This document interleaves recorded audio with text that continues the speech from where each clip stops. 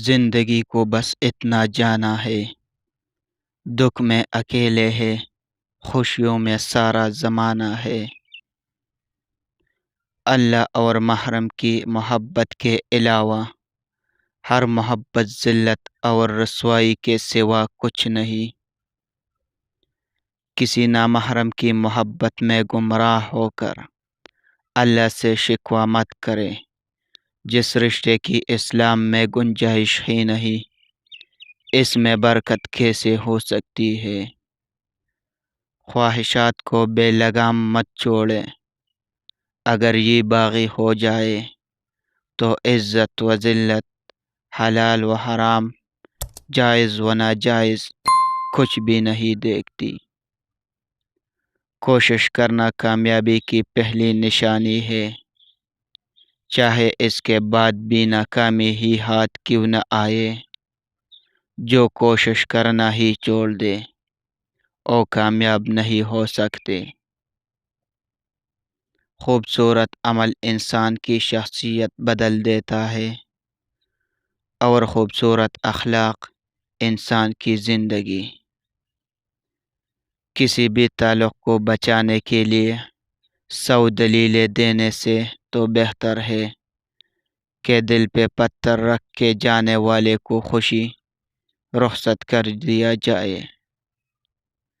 بعض اوقات ایسا بھی ہوتا ہے کہ ہم جن کے لیے سب کچھ چھوڑ دیتے ہیں اور بالآخر ہمیں چھوڑ دیتے ہیں۔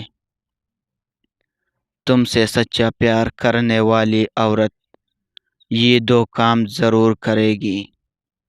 پہلا یہ کہ وہ تم سے چھپ چھپ کر کبھی نہیں ملے گی۔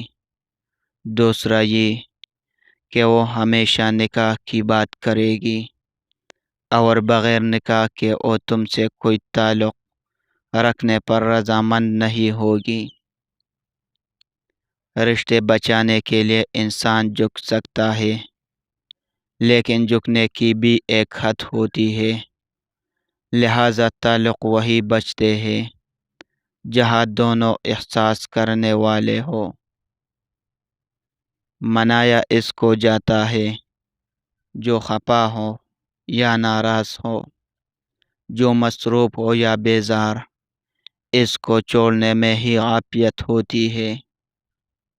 زبردستی عزت قطعا نہیں کروائی جا سکتی، عزت کروانے والے کے قابل ہونا پڑتا ہے۔ یہ بات یاد رکھو کہ دنیا کی محبت سے رب نہیں ملتا، لیکن رب کی محبت سے دنیا اور جنت دونوں مل جاتی ہے۔ اپنے لیے دعا مانگنا عبادت ہے، اور دوسروں کے لیے دعا مانگنا خدمت ہے۔ جب واسطے اور رابطے اللہ سے جڑ جائے تو پھر دل نہیں ٹوٹا کرتے۔ کوئی مخلصی کے ساتھ آپ کے سامنے جھکا ہوا ہو تو اسے جھکا ہوا ہی سمجھے، گرا ہوا نہیں۔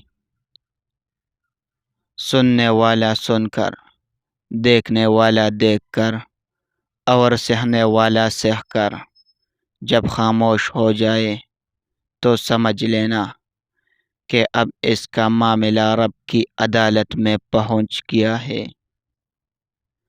لوگ نصیحت سے نہیں ٹوکر سے سبق لیتے ہیں، کیونکہ نصیحت ایک کان سے داخل ہو کر دوسرے کان سے نکل جاتی ہے، مگر ٹوکر سیدھی دل پہ لگتی ہے۔